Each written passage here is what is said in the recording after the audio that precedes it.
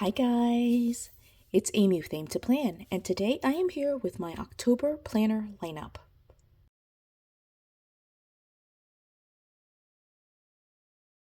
So this video will be, I think, fairly straightforward just because I am not going to be setting up any of these planners. I am just reviewing the planners that I will be moving into October and using for the month. So at the beginning of every month, I do like to just take the time to reflect on how my planner system is working for me, to make decisions about, like, since it's October, what are some of the things that might be happening in the month that might hinder me from using my planners, and also just to be able to, constantly evaluate and change it up and keep it fresh for myself. So with that being said, I am going to be making some changes. There is really no major change. It's just these minor tweaks where I'm dropping a couple of planners so that way I can focus on the things that really matter in the month of October. So it will be, I think, like I said already, fairly straightforward. So I've got a bunch of planners here. I wanted to try to show you. I basically have this one like fell apart, but I have these four planners right here, and these are the four that I'm going to be using in the month of October. So we're going to start here at the top and just work our way around this stack of four. So the very first planner is going to be this planner, which has been used as my pre-planner slash future planner, but for the month of October, and I think pretty much going into the end of the year, I'm going to be using it to keep track of all of the events and any major tasks that I have for the week. So let me show you what is in here. So this is basically the start of October right here, October 1st, and you can see it's a dashboard layout. I have already just basically for the entire year gone through and just written down all the major events that I've got, and so it's already kind of listed in here. There's like a random mark right there, but anyway, I list all of my events on this side, and then I do plan to use this side. It's not going to be to buy errands and important. I just use this section for to-do lists. And so I'm going to be using this for the month of October to be able to track my events and my task lists. Now, I'm super excited because I was able to stay in this planner pretty much for the entire year. It's an outdated dashboard layout that I basically redated myself. And I have loved this. So I'm excited about using this for October, and I'm excited about using it for November and December as well. And then for 2024, I already have plans to have a very similar layout for keeping track of events. It will be the Simply layout, which removes this page and keeps just this page. I do have to come up with a plan for the to-do list, but I will sometime probably like mid-October-ish go in and review my 2024 lineup for the next year, just because every month I do again like to evaluate, and as I'm making changes to my current planner, I'm also trying to make changes for my current planner, my future planner. I cannot speak today. But yeah, so that's the first thing that's staying in my lineup. That has been with me. I did not use it as much in September, but it's coming back in because I want to simplify and just have just that. So honorable mention here, there are a couple of planners that I have set up to the side. One is my daily planner. It is this tool on letter size pages. I am going to put this on the shelf for the month of October just because I want to, and I'll show you this a little bit later, I want to move into a little bit more memory keeping for October. So that's going on the shelf. And then the other thing that's going on the shelf is going to be my faith planner. And so this is just a random like mix of like all sorts of different notes and coloring pages and faith related items. And so for the month of October, again, this will not be like used. I will put it on my shelf and just kind of have it in waiting for use in the future. But I do want to move into memory keeping for October. So those two are like my honorable mentions, because what I do want to do is move pretty much into memory keeping and daily pages and journaling and all of that type of stuff in this planner. Now, this is my Halloween planner. It was set up for September. Let me see if I can find that page. So I did set it up for September. It's like right here, but I did not use it at all really in September. I did put a couple of events, but I'm realizing that September to me, even though it's the start of fall, it kind of only starts really here at the end of September. So while I really love this, I think in 2024, when I redo these pages or like add pages for 2024, I think I'm only going to do October. I did do a smash book in September, and so I think a lot of my memory keeping type of stuff went into that smash book, and so I did I just didn't use this as much, but I do have it set up for October. And so I've already done the Sweet Quiet design stickers. I didn't use the itty bitty kit, so these are set up for that. But I also have in here like some pages and like DIY pages, things I can kind of use up from previous years, all of this stuff back here. And last year I did an October daily using a 3x4 size. I ended up kind of breaking up the pages and putting them into the photo sleeves right here, which was kind of a project in and of itself to kind of tape it down and punch it in here. But I did this last year, and this year, this is the list of October daily prompts, and I think I want to just kind of use this list and redo it. And I think I mentioned this like a while back, but I think what I am going to do is stick to something that's very like small. And so I think instead of using a 3x4, I'm going to move to a 4x6. So I have a set of index cards that I am going to just go ahead and do October daily like photos and stories and things like that, and kind of have it set up. It's going to be more like a file system. So I was going to say like it's going to be like a memory dex, but it's really not going to be like a memory dex because I'm not going to bind it together.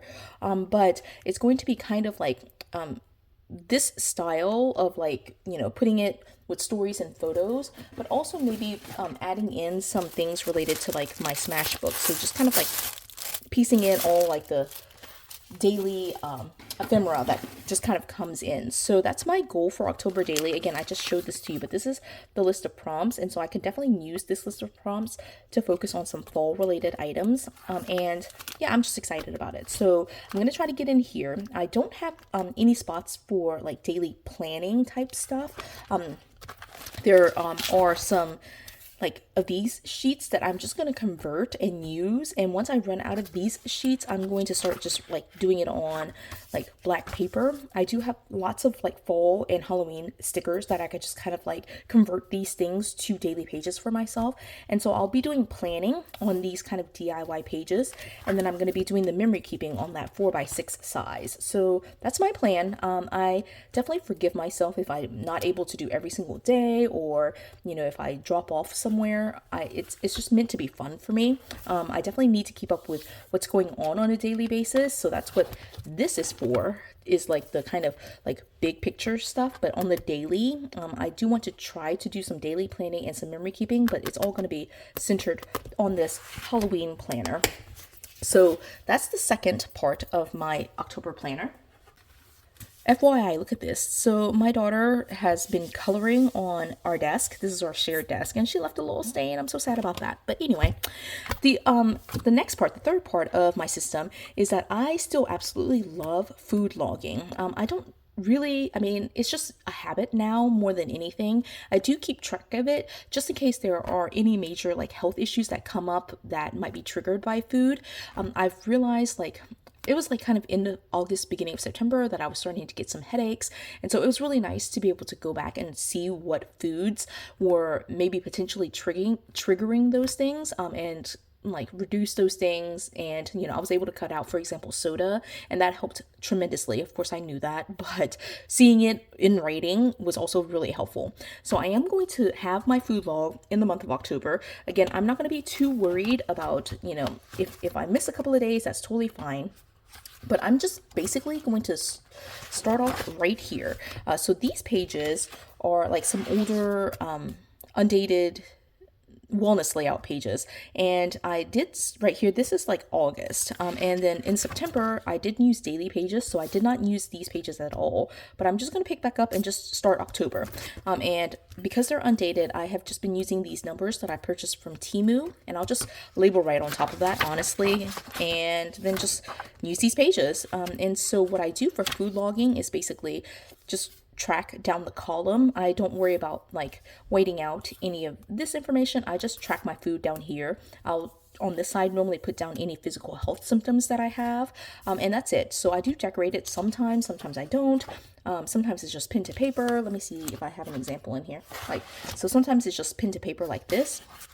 And then sometimes I do add stickers, and it's just for me to track my food, like I said. And so I'm trying to use up these supplies.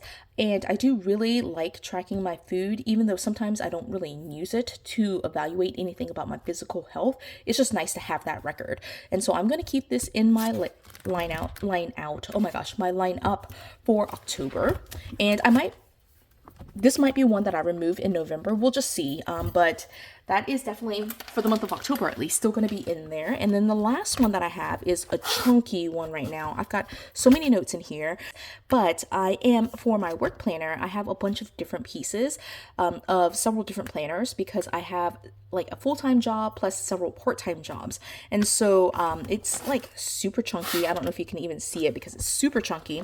But I'm going to show you what I have been using, the two planners that I've been using, and what I'll be using for October as well. So I'm going to flip back here. So this says December, but it's basically like right here is October. I've already decorated the monthly. I do use the monthly to track my work hours.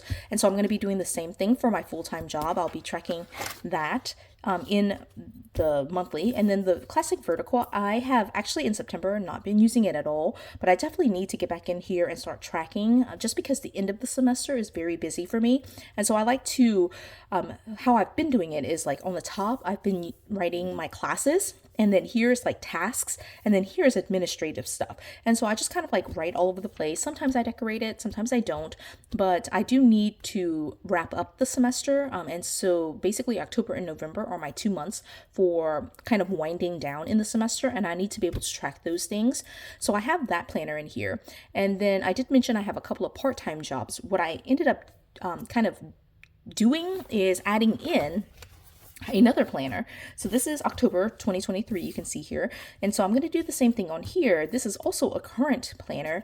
I'm going to be writing in my work hours here. And then this is a dashboard layout. And I'm going to be kind of tracking big meetings and events on here, as well as tasks.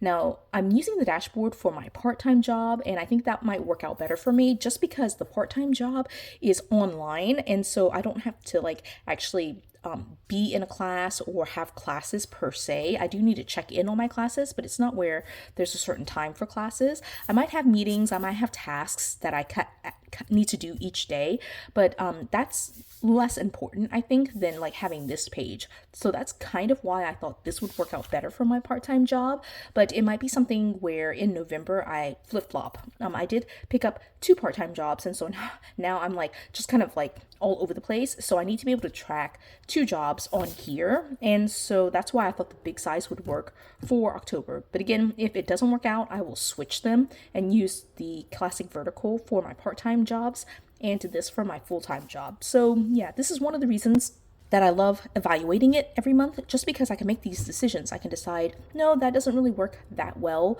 for a certain thing, and I can just make these changes. I don't have to like feel locked in the entire year with a single planner. And obviously I don't use a single planner, I use multiple planners. So that is my lineup. Again, it wasn't a setup video, it was just me talking about like how I'm changing things up. So I've got my work planner, I've got my food log journal, I've got my Halloween planner / journal, and then I've got my weekly planner where I'm going to be planning in the future and keeping major tasks. And then I gave you the honorable mention for my dailies and my faith journal. Those will be sitting on the shelf for the month of October because I want to focus on these 4 planners. And that's my lineup. So I hope you enjoyed this video. If you did, give it a thumbs up. If you haven't done so already, subscribe to my channel. And until the next video, bye guys.